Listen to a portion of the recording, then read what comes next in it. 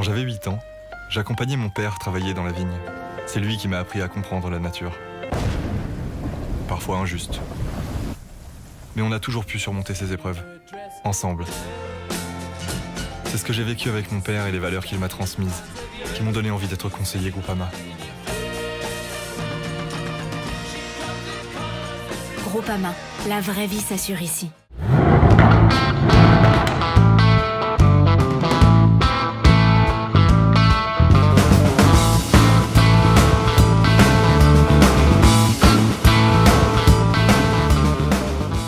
Bonjour, bienvenue dans l'émission Station 70. L'émission Station 70, c'est Evie et le musée de la Nationale 13 qui se sont unis pour vous faire partager notre passion.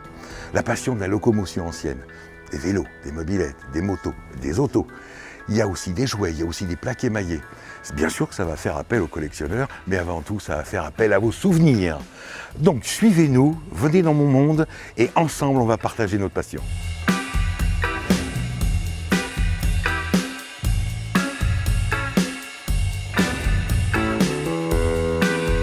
Alors ce lieu, c'est en vérité début de collection à 12 ans, et j'en ai 60 et j'ai toujours pas arrêté. Et je pense que c'est un système sans frein, ça ne s'arrête pas, la passion est toujours là.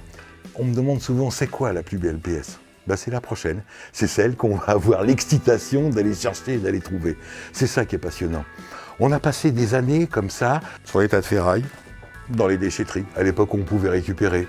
Et puis on avait la possibilité d'acheter. Personne n'aimait la locomotion telle qu'elle est. Le jouet ancien, c'était pas à côté. Les mobylettes, tout le monde les foutait en l'air. Moi je les récupérais tout simplement. Parce que j'aimais la représentation, l'icône de la représentation.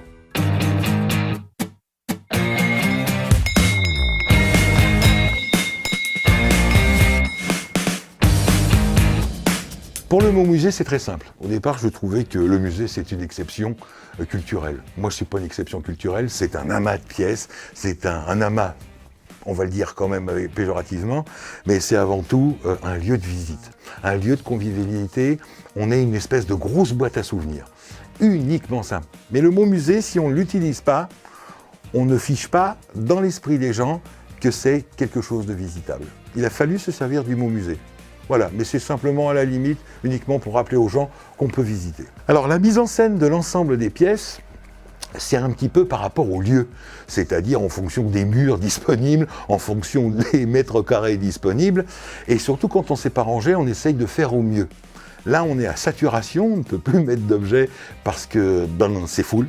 Là, aujourd'hui, il n'y a vraiment plus de place, c'est vraiment le strict minimum, mais on a adapté la mise en place des objets en fonction des locaux.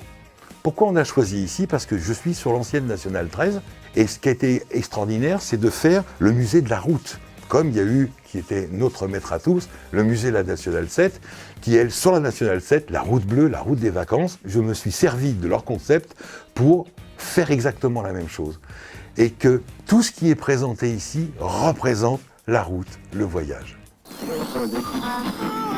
Have you ever met Miss Lindy? She's a gal with the bright red hair. Now she stands high from all the rest. You know her anywhere. La passion de la locomotion ancienne, c'est avant tout des souvenirs. C'est nos souvenirs. C'est le départ en vacances dans une vieille voiture qui sentait bon le plastique. C'est s'arrêter à midi pour manger sur une table à carreaux. C'est faire une halte dans la station-service et de récupérer pour les enfants des petits jouets publicitaires. Ceci dit, après, on repartait, on allait sur la route du soleil. C'était des moments de bonheur, des moments d'évasion. Le voyage. Simplement, c'est une incitation au voyage. La première partie de la collection, c'était avant tout des jouets. Ça, c'est une petite Harley Davidson qui avait chez un petit magasin de jouets qui avait juste à côté de chez moi. Et ensuite, j'ai commencé par les miniatures. Ça, c'est 12-14 ans. Ensuite, à partir de 14 ans, la mobilette. La mobilette. Mon Dieu. Les bandes de copains, 8, 10, 12 petits gars aux mobilettes pour aller à l'école. Des fois, on a séché l'école. Je le reconnais. Mais on faisait des tours en mobilette. Et puis après 16 ans, la licence, c'était le permis 125 cm3. Et là, on pouvait faire des voyages plus longs. Donc, je suis descendu dans l'Ardèche en 125. C'était magnifique. Magnifique. C'était une première épopée. L'esprit de liberté. Les années 70, mon Dieu, que c'était magnifique. Après, tout de suite, le permis voiture et tout de suite, dans la foulée, le permis moto. Alors, c'était bien parce qu'à l'époque, on pouvait passer le code pour les deux. Donc, c'était parfait. La première grosse moto. Bon. le pied absolu.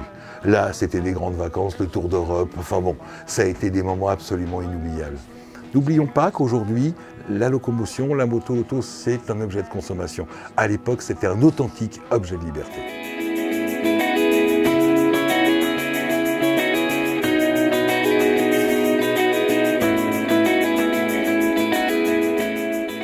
La prochaine émission, c'est le jouet ancien. On va surtout parler du jouet français, on va découvrir quelques magnifiques marques et on va parler de la naissance même du jouet. On va parler d'avant et après-guerre, ceux qui avaient des sous pour acheter des jouets, ceux qui n'en avaient pas. On va regarder ça ensemble et on va vous rappeler plein de souvenirs. À bientôt, à dans un mois.